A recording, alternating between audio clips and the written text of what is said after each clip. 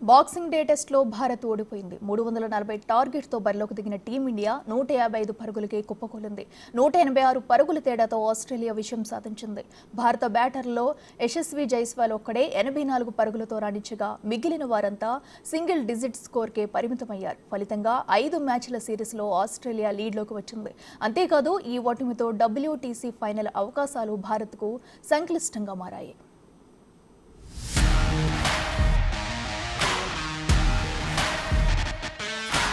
టీమిండియాలో ఏ ఒక్కరు కూడా క్రీజ్ లో ఓర్పుగా ఆడినట్లు కనిపించలేదు. ప్రత్యర్థి టైలెండర్లకు ఉన్నంత సహనం భారత స్టార్లకు లేకుండా పోయింది. కళ్లెదుట ఉన్న కొండంత టార్గెట్ ను ఛేదించే విషయం పక్కన పెడదాం, కనీసం డ్రా కోసమైనా పోరాడలేదు. టెస్ట్ మ్యాచ్ అంటే బ్యాటర్లు రోజంతా క్రీజ్ లో నిలబడాలి. కానీ మన వాళ్లు ఒక్కరు కూడా కనీసం ఒక సెషన్ పూర్తిగా బ్యాటింగ్ చేయలేకపోయారు.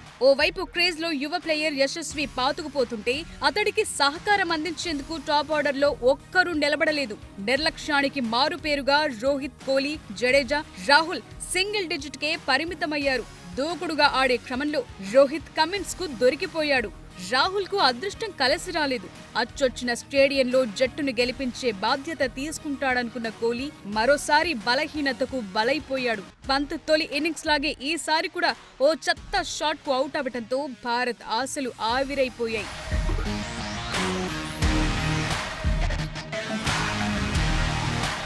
ఈ ఘోర పరాభవాన్ని మామూలుగా తీసుకునే విషయమైతే కాదు. ఓటమికి బాధ్యులెవరు అనే ప్రశ్నలే ఇప్పుడు అందరి మదిలో లేవనెత్తుతున్నాయి. కెప్టెన్ గా, ఓపెనర్ గా ముందుండి నడపాల్సిన రోహిత్ శర్మన, వరల్డ్ క్లాస్ బ్యాటర్ గా పేరుంది రిపీటెడ్ గా అవే చెత్త షాట్లకు అవుట్ అవుతోన్న కోహ్లీనా, జట్టులో జూనియర్లు రాణిస్తుంటే తమకేం సంబంధం లేదన్నట్టు ఆడుతున్న మిగతా సీనియర్లదా?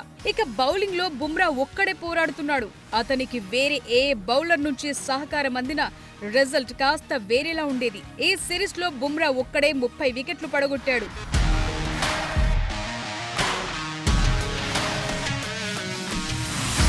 టెస్ట్ క్రికెట్ లో ఈ ఏడాది టీమిండియాకు కలిసి రాలేదు. ఫస్ట్ హాఫ్ లో మెరుగైన ప్రదర్శన చేసిన భారత్ చివర్లో చతికిలబడింది.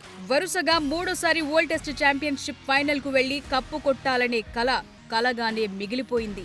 ఆస్ట్రేలియా టూర్ కు ముందు కివీస్ చేతిలో వైట్ వాష్ కు గురి కావటం భారత్ కు పెద్ద దెబ్బ. స్వదేశంలో జరిగిన 3 టెస్టుల సిరీస్ లో టీమిండియా ఒక్క దాంట్లోనూ నెగ్గలేకపోయింది. స్వదేశంలో వరుసగా 18 టెస్టు సిరీస్లు సాధించిన భారత జట్టుకు 12 ఏళ్ల తర్వాత ఓటమి రుచి చూపించింది కివీస్.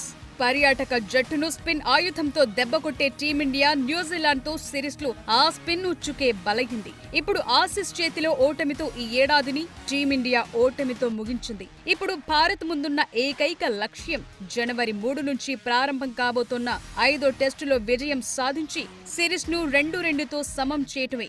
ఇకనైనా తప్పుల నుంచి గుణపాఠాలు నేర్చుకుని రాణించాలని అభిమానులు కోరుకుంటున్నారు.